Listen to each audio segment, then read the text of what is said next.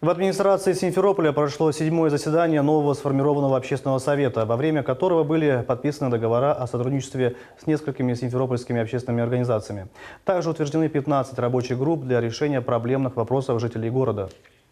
Сегодняшний день буквально за 3-4 месяца работы общественный совет выносит важнейшие вопросы, которые беспокоят жителей. Мы носим рекомендательный характер согласно нашего постановления органов местного самоуправления и рассматриваем важные вопросы.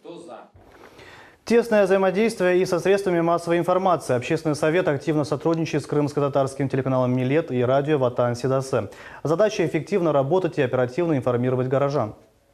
Мы от общественных советов будем получать информацию о работе, проделанной муниципальными образованиями, чтобы донести эту информацию до жителей нашего полуострова с разъяснительной работы, где мы будем указывать, что сделано, что планируется сделать, чтобы скорректировать жизнь наших крымчан.